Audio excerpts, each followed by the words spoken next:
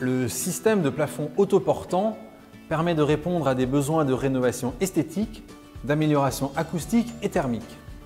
Avec cette technique, il n'y a pas de fixation au plancher supérieur, ce qui apporte une rapidité de pose et ça simplifie les réglages de planéité par rapport à un plafond suspendu. Je vous propose de découvrir les 6 étapes pour poser un plafond autoportant.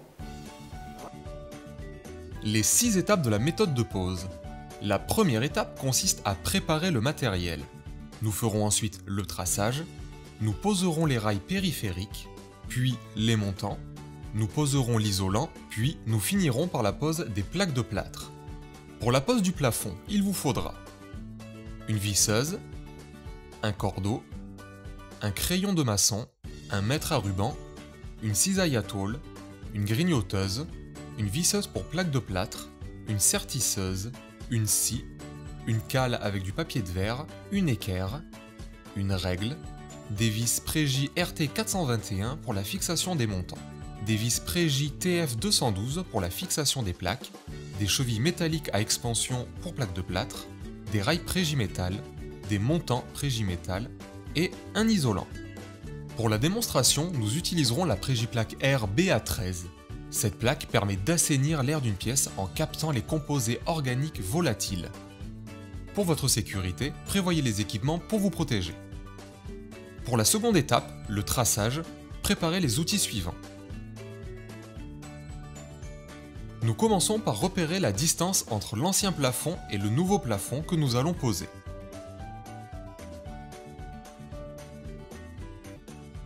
Puis, avec le cordeau, nous traçons le niveau de l'ossature sur lequel viendront se positionner les rails périphériques.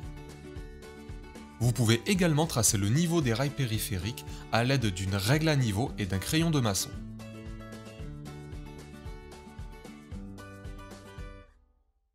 Maintenant, le niveau est tracé sur les 4 parois de la pièce. Nous pouvons passer à l'étape 3 avec les outils suivants.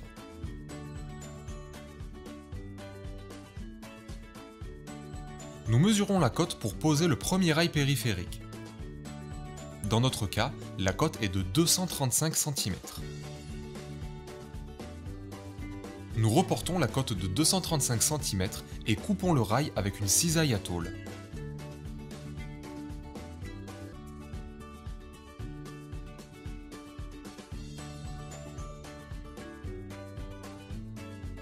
Nous positionnons le rail sur le niveau, puis nous le fixons sur les montants de la cloison au travers de la plaque.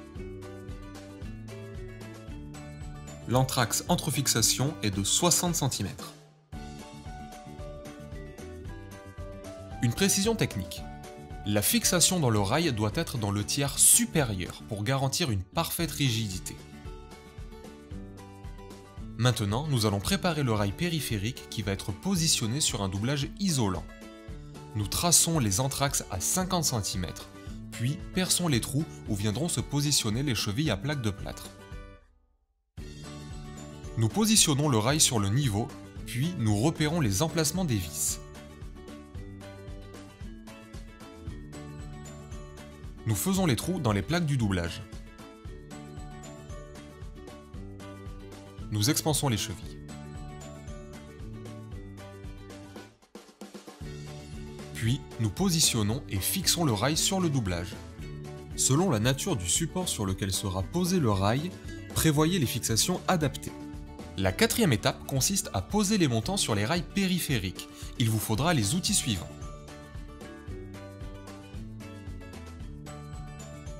Dans un premier temps, nous reprenons notre cote de 235 cm qui correspond à la largeur de notre pièce. Puis, nous faisons les repères pour couper le montant. Nous effectuons la coupe à l'aide de la grignoteuse en suivant les traits.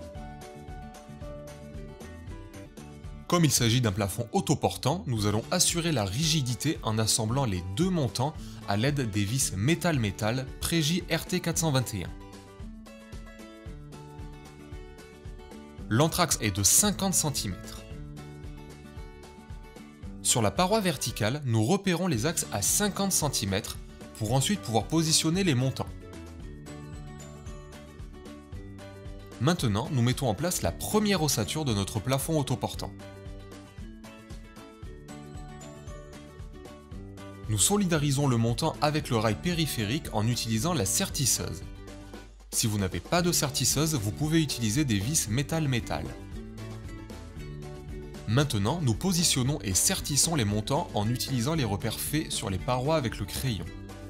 L'entraxe entre les montants est de 50 cm. La cinquième étape consiste à poser l'isolant. Il vous faudra les outils suivants.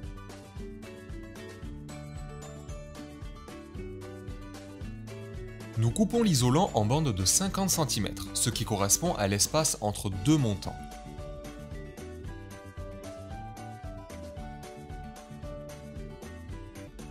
Nous positionnons les bandes d'isolant entre les montants.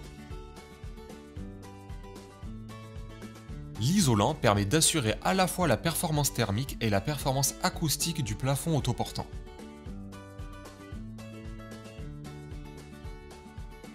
La sixième et dernière étape consiste à fermer le plafond avec les plaques de plâtre. Rassemblez les outils suivants.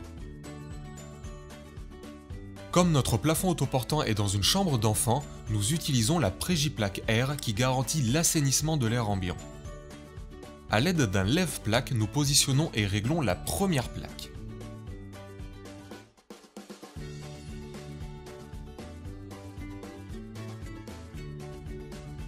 Avec la visseuse, nous fixons la plaque en commençant par le rail périphérique pour continuer à fixer les vis dans les montants.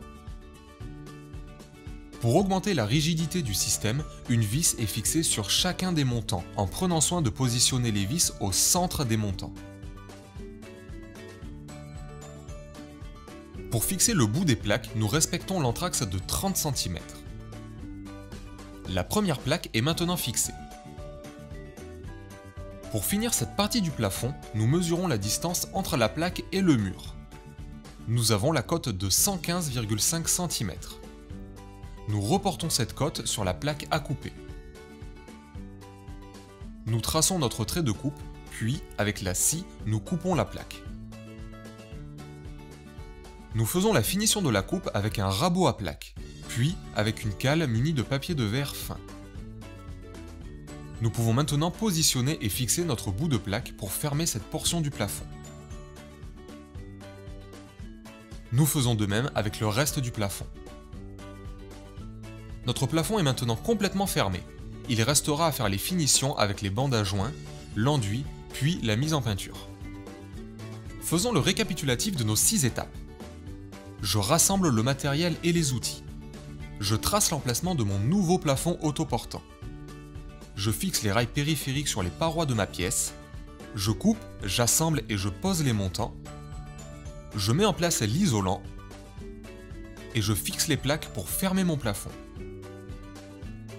En synthèse, le plafond autoportant Signat va vous permettre de réaliser une rénovation rapide, économique et facile à mettre en œuvre.